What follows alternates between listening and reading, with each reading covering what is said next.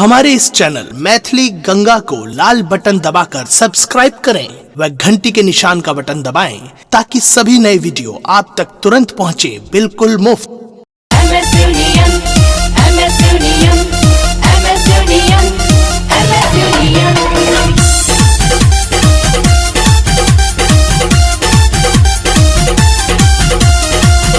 अपने सुन रही थी गंगा कैसे की प्रस्तुति।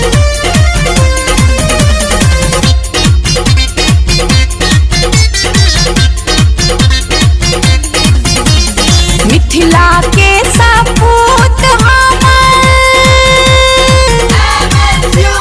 मिथिला के सपूत हमारे शिव के भैया, हमारे शिव के भैया हक लेबे करथिन ना, हक लेबे करथिन ना, अधिकार लेल जीथिन मरथिन हक लेबे करथिन ना, अधिकार लेल जीथिन मरथिन हक लेबे करथिन ना।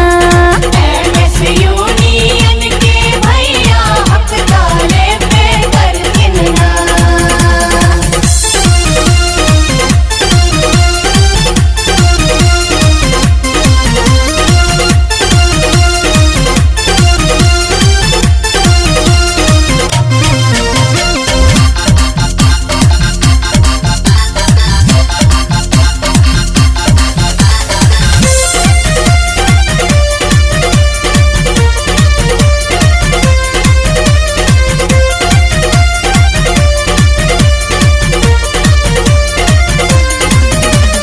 मिथिला के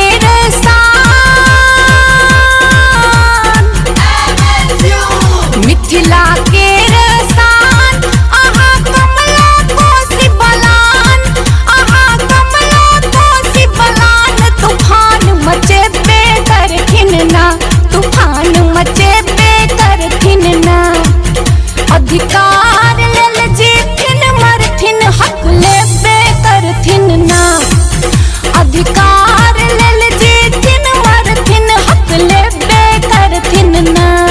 एमएस यूनियन के भैया हक लेबे करथिन ना। MS union, MS union, MS union, MS union. अपने सुन रही थी गंगा कैसे की प्रस्तुति।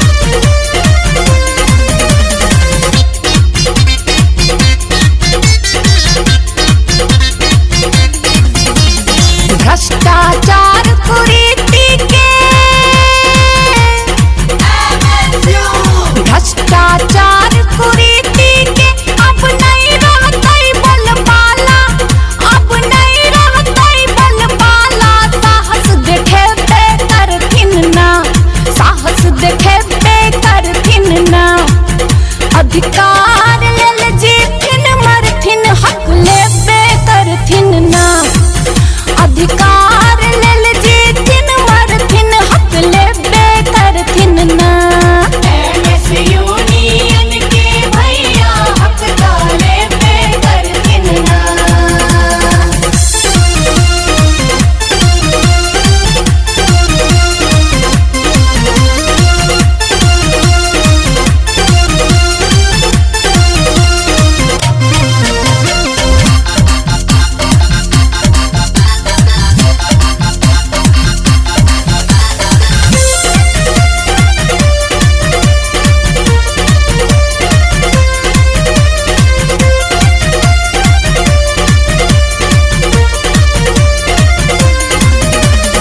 धन धन मिथिला के धरती, धन धन मिथिला के धरती, उपजेलन बलिदानी, उपजेलन बलिदानी, शौर्य देखेबे करथिन ना, शौर्य देखेबे करथिन ना, अधिकार लेल जीथिन मरथिन हक लेबे करथिन ना, अधिकार लेल